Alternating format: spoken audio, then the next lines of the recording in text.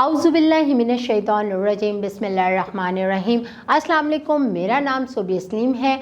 आज मैं आपको गौहर पब्लिशर की जानिब से खुशामदीद कहती हूँ। हमारा मोटो है redefining the geography of education through digital resources for conceptual learning. आज हम गौहर निदाए उर्दू जमात दोम सबक नंबर 21 और सफ़ा नंबर 132 खोलेंगे और वहाँ पर मौजूद मेरे वतन के बारे में पढ़ेंगे। इस सबक को पढ़ने से पहले मैं असातिज़े किराम से मुखातिब होना चाहती हूँ और उनको ये बताना चाहती हूँ कि आप किस तरह इस सबक को पढ़ाएंगे कि तलबा के अंदर दिलचस्पी पैदा हो। इसके साथ साथ असातिज़े किराम सबसे पहले आप तलबा से चंद सवालात करें।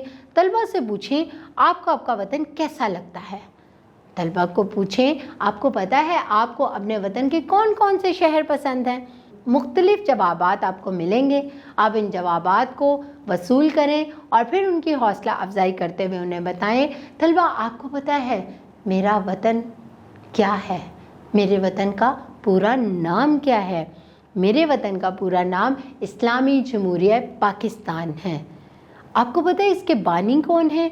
इसके बानी कायद आज़म मोहम्मद अली जिन्ना हैं।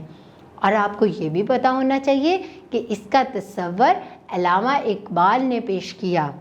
इसके साथ साथ आपको ये भी पता होना चाहिए कि ये मुल्क हमने नहायत तगदो के साथ हासिल किया है। इस मुल्क को हासिल करने के लिए हमने बहुत सी कुर्बानियाँ दी हैं।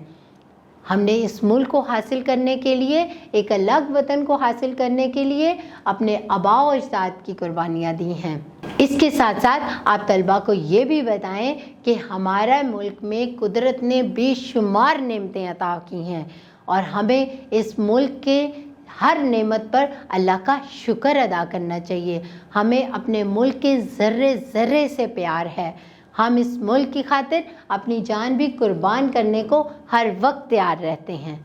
ये तमाम बातें तलबा को बताने के साथ साथ तलबा को ये भी बताएं कि अब हम मेरे वतन के बारे में और जो मालूमात हैं, जो मज़ीद मालूमात हैं, वो इस सबक से हासिल करेंगे। और इसके साथ साथ तलबा को बताएं कि जब आप इस सबक को पढ़ लेंगे तो उर्दू की कौन कौन सी महारतों से आप वाकिफ़ हो जाएंगे। कहानी सुनकर तफ़हीमी सवालात के जवाबात लिख सकेंगे। अम्रो नहीं कि जुमले सुनकर अमल कर सकेंगे।